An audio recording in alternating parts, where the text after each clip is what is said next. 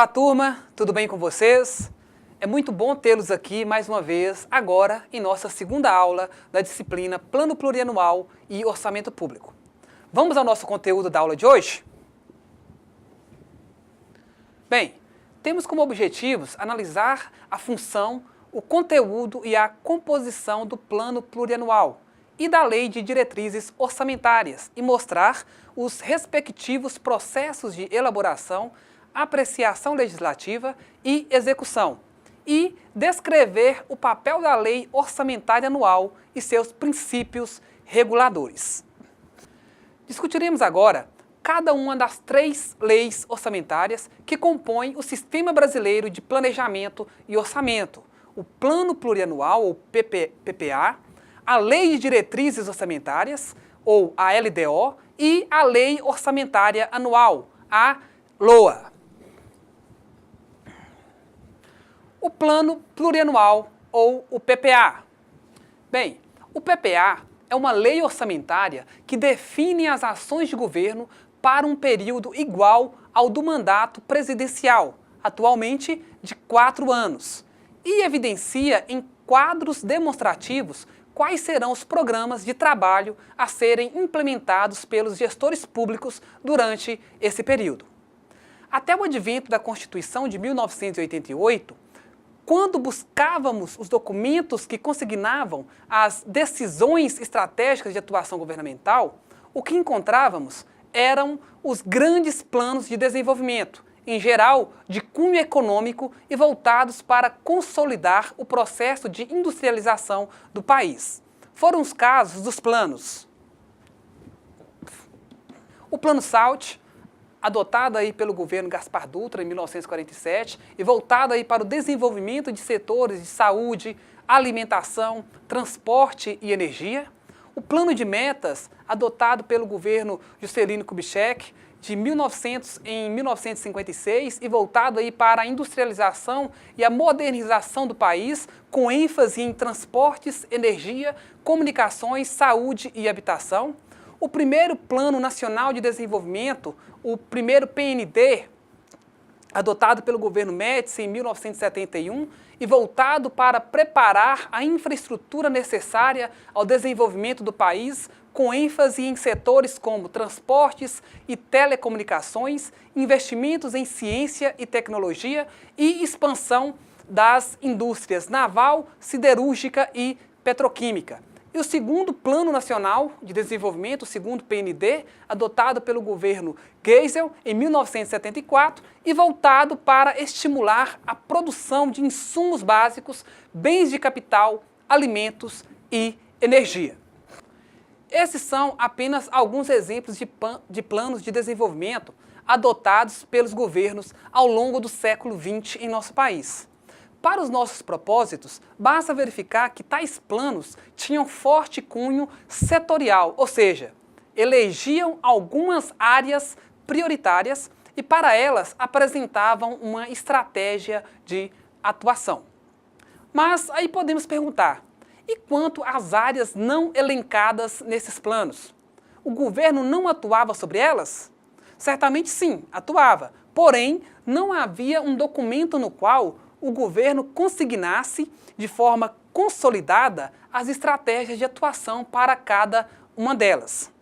No final da década de 60, o governo instituiu o Orçamento Plurianual de Investimentos, ou o OPI, com o objetivo de consolidar os programas setoriais do governo para um período de 3 anos, mas abarcando exclusivamente as despesas de capital. Portanto, compreendia apenas uma parte das decisões governamentais estratégicas. Em 1988, a nova Constituição Federal instituiu o Plano Plurianual, em substituição ao Orçamento Plurianual de Investimentos, determinando que esse plano contivesse as seguintes características, ou os seguintes elementos. Artigo 165, parágrafo 1º.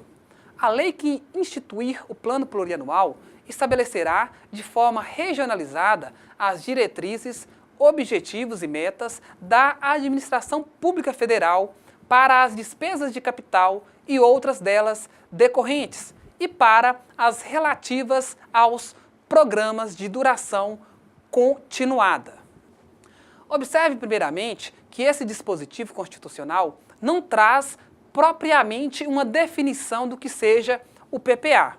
A definição, seus conceitos, sua organização, sua elaboração e sua execução deverão ser objeto da Lei Geral de Finanças Públicas, prevista no artigo 165, parágrafo 9º da Constituição Federal. Na falta dessa lei, a regulamentação tem se dado por decretos e portarias do Poder Executivo. O dispositivo constitucional estabelece que o PPA ele deve especificar diretrizes, objetivos e metas da administração pública para 3 tipos de despesas, que em conjunto perfazem a quase totalidade da atuação governamental. Então, os 3 tipos de despesas previstos são as despesas de capital a serem realizadas na vigência do plano, as despesas decorrentes dessas despesas de capital e as despesas de duração continuada. As despesas de capital são aquelas relativas a obras, instalações, equipamentos e material permanente, as quais contribuem diretamente para a formação ou aquisição de um bem de capital. Já as despesas decorrentes das despesas de capital são aquelas relacionadas com a manutenção das obras, das instalações, dos equipamentos e do material permanente adquirido, bem como os gastos com a sua utilização e funcionamento. Por exemplo, a construção de um hospital é despesa de capital, da qual decorrem importantes despesas correntes, relacionadas não somente com a manutenção do prédio, mas também com o funcionamento dos serviços de saúde, ao qual o prédio se destina. A contratação e remuneração dos médicos, aquisição de medicamentos, pagamento de energia, água, telefone e tantas outras despesas. Por fim, as despesas dos programas de duração continuada incluem os gastos relacionados com a prestação de serviços permanentes à população, como educação, saúde, segurança pública, fiscalização, regulação econômica, dentre outros. Assim concebido, o plano plurianual afasta-se dos modelos de planejamento setoriais e econômicos prevalecentes no passado e passa a ser uma abrangente peça de consolidação dos programas de governo em todas as áreas de atuação do poder público. A ênfase dos dispositivos constitucionais sobre o PPA volta-se para a definição de ações de caráter estruturante ao desenvolvimento local, estadual ou nacional, bem como ao planejamento do conjunto de serviços públicos e ações de caráter permanente. Na consideração desses 2 aspectos residem a natureza estratégica e a razão de ser do PPA, qual seja que é a realização de ações estruturantes e permanentes para alavancar o desenvolvimento humano, social e também econômico. Artigo 167, parágrafo 1º. Nenhum investimento cuja execução ultrapasse um exercício financeiro poderá ser iniciado sem prévia inclusão no plano plurianual ou sem lei que autorize a inclusão, sob pena de crime de responsabilidade. Percebemos assim que a Constituição Federal reservou ao PPA a função de intermediar o planejamento de longo prazo e a programação orçamentária anual, estabelecendo as estratégias de médio prazo para a atuação do governo.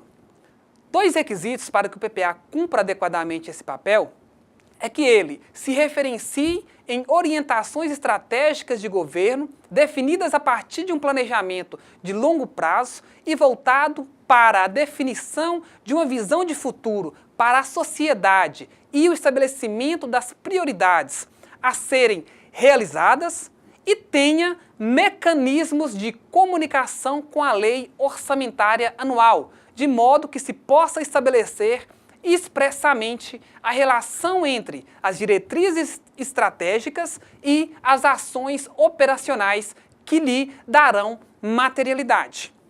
Esse último requisito é cumprido estruturando-se o PPA e a LOA em torno de programas equivalentes, ou seja, todos os programas que constam do PPA constam também da LOA, com o mesmo código e descrição. O programa é o canal de comunicação entre as duas leis. A Constituição Federal previu, então, a seguinte sistemática. A LDO e a LOA, ou seja, a Lei de Diretrizes Orçamentárias e a Lei Orçamentária Anual, são leis anuais, propostas pelo Executivo e aprovadas pelo Legislativo a cada exercício financeiro. O PPA, porém, por seu caráter de planejamento plurianual, é proposto pelo Executivo no primeiro ano de mandato do titular, presidente, governador ou prefeito, e aprovado pelo Poder Legislativo nesse mesmo ano, devendo vigorar, contudo, até o primeiro ano do mandato seguinte. Como o mandato dos titulares do Poder Executivo atualmente é de 4 anos, o PPA, então, ele deve vigorar por 4 anos, iniciando-se no segundo ano de um mandato e terminando no primeiro ano do mandato subsequente. Discorremos aqui rapidamente sobre as 3 metodologias adotadas pelo governo federal que constituem as perspectivas de estrutura e organização do PPA, que são o modelo do marco lógico, a metodologia do PPA adotada no ano de 2012 a 2015 e o planejamento por resultados.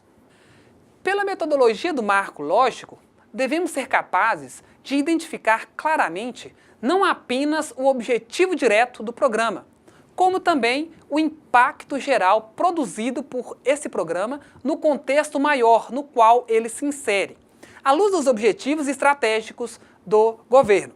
Devemos ser capazes ainda de enxergar claramente como verificar se os objetivos estão sendo atingidos por meio dos indicadores apontados, bem como verificar a estratégia escolhida pelo governo, ou seja, o conjunto de ações a serem executadas para que o objetivo seja atingido. Essa metodologia ela foi formalmente adotada no Brasil a partir do ano de 2000 e veicula a estrutura predominante no PPA federal até o ano de 2011 e nos planos plurianuais da maioria dos estados e municípios até o momento. A segunda experiência refere-se à nova sistemática adotada pelo governo federal para a elaboração aí do PPA no ano de 2012 a 2015, que se estruturava em 3 dimensões: a dimensão estratégica, uma dimensão tática e uma dimensão operacional. A dimensão estratégica ela é definida por macros desafios e visão de longo prazo do governo, enquanto a dimensão tática ela é definida por programas temáticos que se estruturam em objetivos e iniciativas. E, por fim, a dimensão operacional ela é definida pelas ações constantes das leis orçamentárias anuais. Já o planejamento por resultados constitui a terceira experiência de planejamento orçamentário, em que a premissa inicial dessa proposta é a ideia de que alcançar resultados no setor público significa atender às demandas, aos interesses e às expectativas dos beneficiários, sejam cidadãos ou organizações, criando aí um valor público. Já deu para perceberem que precisamos planejar para definir prioridades e para garantir que nossos esforços e recursos sejam bem canalizados. A elaboração do PPA percorre 2 fases. Primeiro, a de formulação da proposta inicial pelo Poder Executivo. E o segundo momento, que é o de apreciação e votação da proposta pelo Poder Legislativo. A elaboração da proposta pelo Poder Executivo. A formulação da proposta de PPA em todas as unidades da Federação é função privativa do Poder Executivo e envolve os órgãos de toda a administração pública, chamados de setoriais, inclusive os órgãos do Poder Legislativo, do Poder Judiciário e do Ministério Público, que elaboram suas propostas e as encaminham ao órgão central de planejamento. Para que seja consistente e de boa qualidade, a elaboração das propostas setoriais precisa ser precedida por dois elementos. Primeiro, a definição da metodologia de organização e elaboração da proposta e a sensibilização e o treinamento dos dirigentes e gestores públicos. Todas as áreas finalísticas dos órgãos envolvidos no enfrentamento de um problema precisam estar mobilizadas e articuladas nesse processo, por serem elas detentoras das informações críticas sobre objetivos, procedimentos e resultados a serem programados. Além das definições teóricas e metodológicas e da preparação das equipes, outros elementos que precisam ser providenciados previamente são a definição das orientações e diretrizes estratégicas de governo, a elaboração do cenário econômico e fiscal para o período, a estimativa de arrecadação de recursos no período do plano, o desenvolvimento de sistema informatizado de elaboração da proposta, a designação dos responsáveis pela coordenação e condução do processo de elaboração, a realização de audiências públicas para coleta de subsídios à elaboração. O processo de elaboração da proposta do PPA compreende, portanto, diversas etapas que passam pela definição de uma metodologia pelo órgão central de planejamento e o estabelecimento das diretrizes estratégicas de governo aplicáveis ao plano como um todo, até a elaboração dos programas pelos órgãos setoriais e análise de consistência e consolidação da proposta global pelo órgão central. Apreciação legislativa da proposta. A Constituição Federal, ela estabelece que o projeto de PPA deverá ser encaminhado ao Poder Legislativo até o dia 31 de agosto do primeiro ano de mandato do governante para vigorar do segundo ano até o fim do primeiro ano do mandato seguinte. Os estados e municípios, contudo, seguem os prazos definidos em suas constituições e leis orgânicas. Uma vez no Poder Legislativo, o projeto de PPA ele passa pelo processo de discussão e alteração, que compreende as seguintes etapas gerais.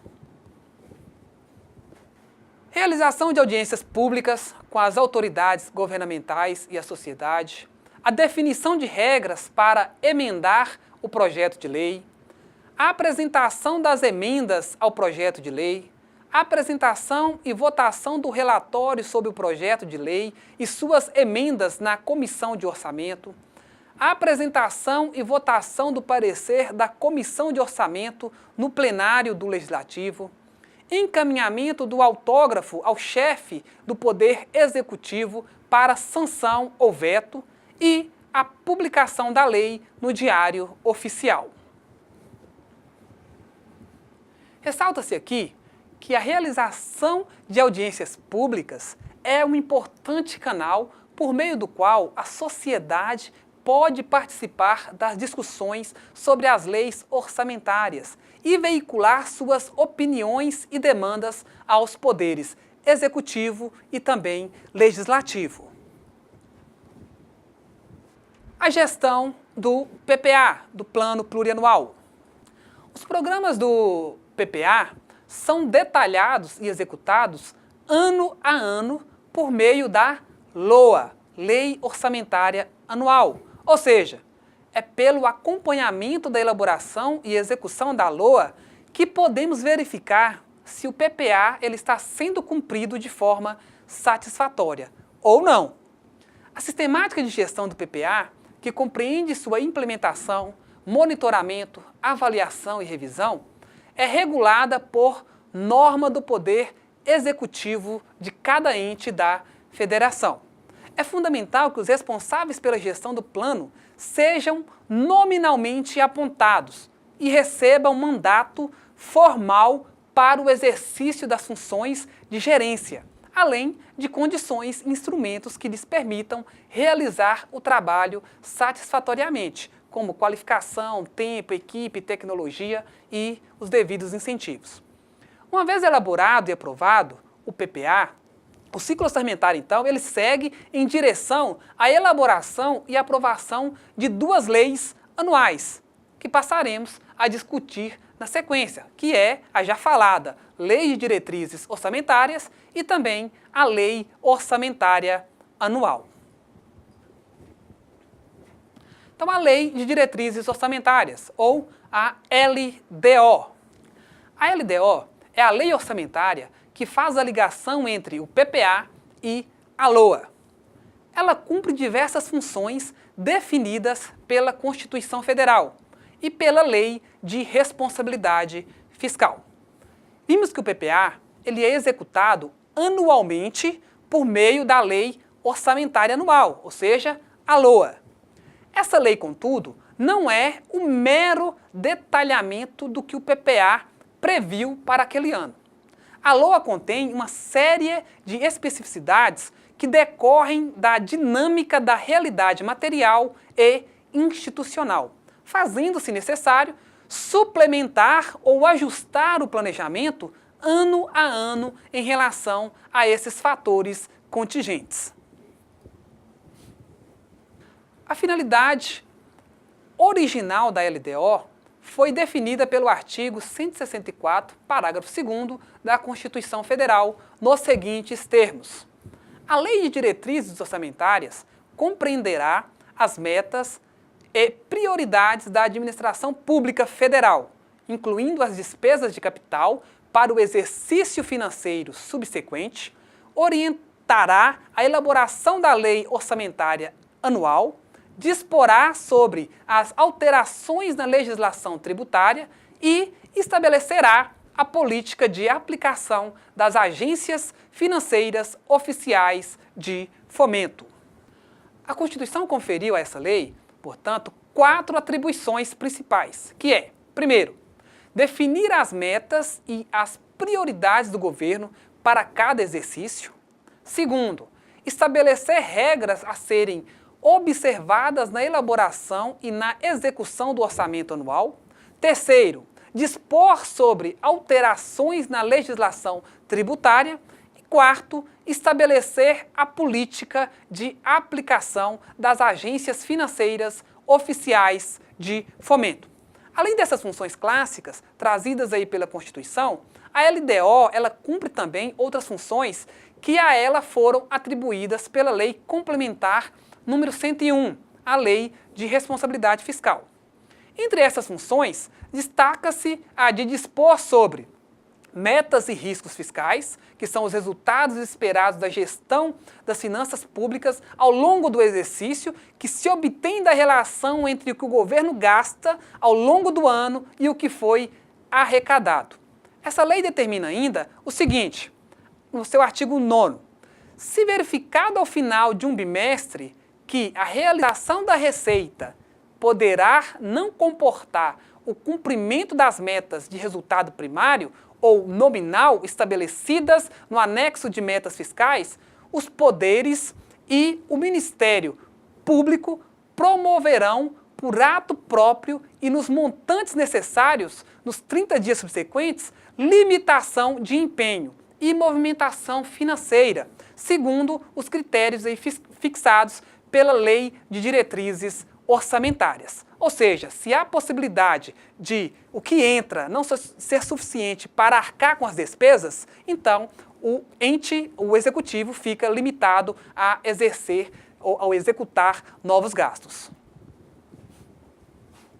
Em suma, é na LDO que o Poder Executivo e o Poder Legislativo têm disposto sobre os seguintes pontos, entre outros: as regras para elaboração e execução do orçamento, as prioridades na aplicação dos recursos, os limites de gastos, as metas fiscais relativas às receitas, às despesas, aos resultados nominal e primário e ao montante da dívida pública, as regras para contratação de pessoal e o aumento de remuneração, as alterações da lei orçamentária ao longo do ano, as alterações na legislação tributária, inclusive quanto às regras para a concessão de incentivos ou benefícios tributários, a política de aplicação das agências financeiras oficiais de fomento, a execução de obras com indícios de irregularidades graves, as transferências de recursos a outros entes e a avaliação, controle e transparência das contas públicas. A elaboração da LDO pelo Poder Executivo fica a cargo dos órgãos da Fazenda e Planejamento do município, do Estado ou da União. Porém, para traçar o cenário fiscal e definir as prioridades para o orçamento anual, a elaboração da LDO envolve um número maior de atores, inclusive mediante consulta aos órgãos setoriais nas diversas áreas de governo: educação, saúde, transporte, assistência social, por fim, tantos outros. Uma vez consolidado, o projeto de LDO é então encaminhado ao Poder Legislativo no primeiro semestre de cada ano, em prazo definido pela Constituição Federal ou a lei orgânica de cada município. O Legislativo ele deve, então, apreciá-lo, aprová-lo em tempo para que a lei possa servir de base na elaboração da proposta orçamentária para o exercício seguinte.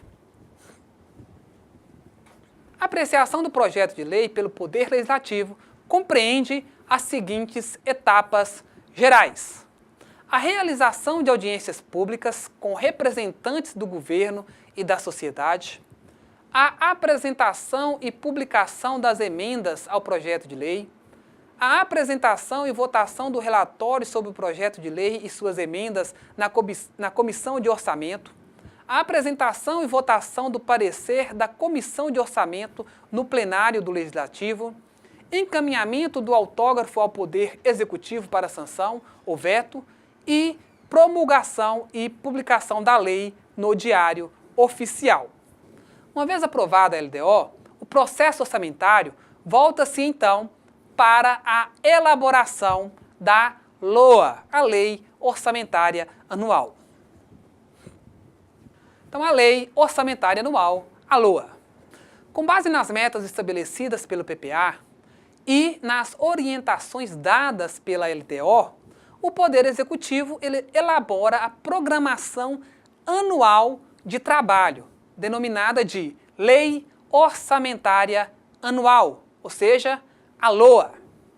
A finalidade principal da LOA é estimar as receitas que o governo espera dispor no ano seguinte e fixar as despesas que serão realizadas com tais recursos. É importante destacarmos que essa lei é uma autorização de gastos, mas não é uma obrigação de gastar. Por isso, o orçamento é dito autorizativo, não impositivo. Ou seja, para ser realizada a despesa, ela precisa estar prevista na LOA. Porém, nem todas as despesas previstas na LOA precisam ser realizadas. Para entendermos melhor essa questão, precisamos distinguir os dois tipos de despesas que ocorrem na LOA, que são as despesas obrigatórias e as despesas discricionárias.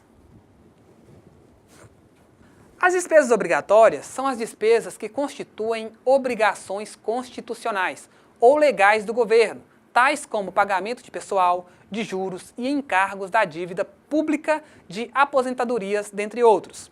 Já as despesas discricionárias são as despesas não obrigatórias, que são chamadas aí de discricionárias, porque sobre elas o governo tem margem para escolher se vai executá-las ou não.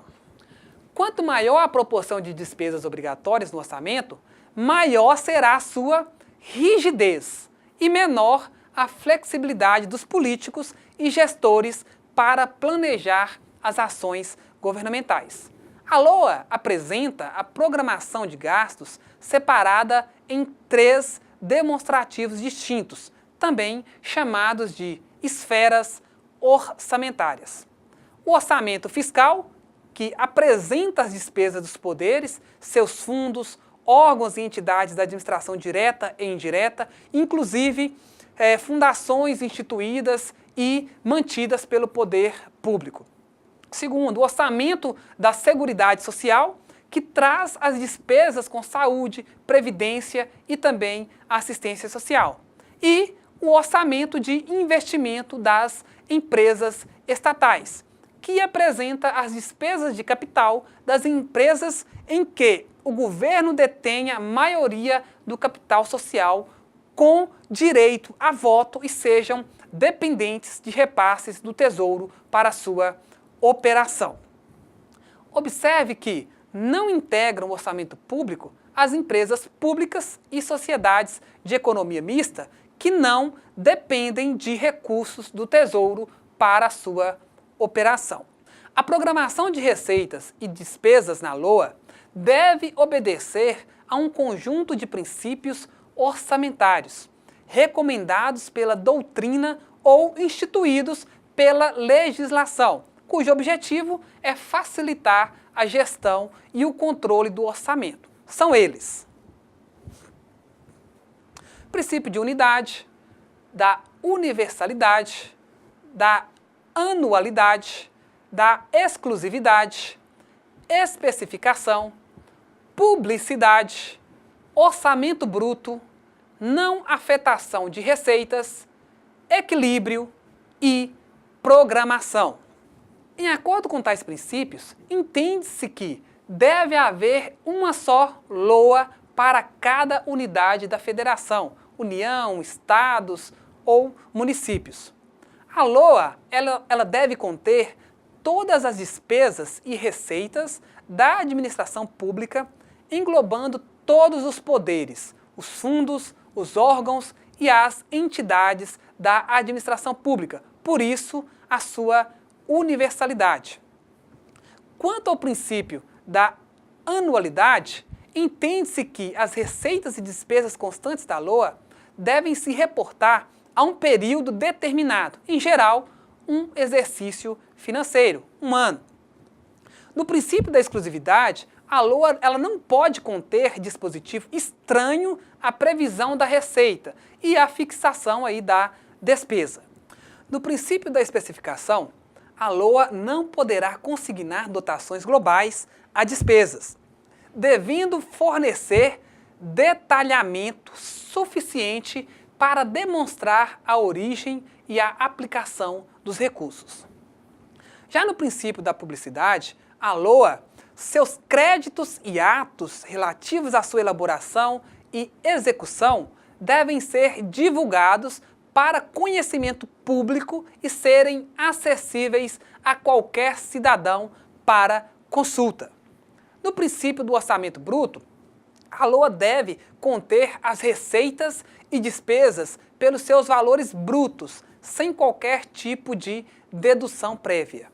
No princípio da não afetação de receitas, as receitas constantes da LOA deverão estar livres de comprometimento prévio a determinados gastos, sendo vedada a vinculação de receitas de impostos a órgão, fundo ou despesa.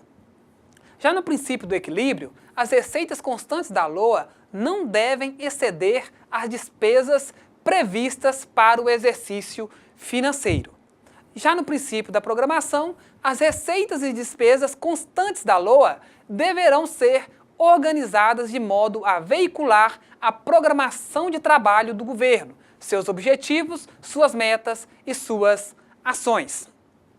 Observe, por fim, que a Lei Complementar número 101, a Lei de Responsabilidade Fiscal, no artigo 48, ampliou o princípio da publicidade, explicitando sua função de promover a transparência das contas públicas e a participação social no processo orçamentário, dando ensejo ao princípio da transparência e participação, onde os planos, os orçamentos, as LDO, as prestações de contas e os relatórios de execução orçamentária devem ser instrumentos de transparência da gestão fiscal, devendo o processo orçamentário incentivar a participação popular. Bem, turma, chegamos aqui ao final de nossa segunda aula. Foco nos estudos e até o nosso próximo encontro. Fique então com Deus. Um forte abraço.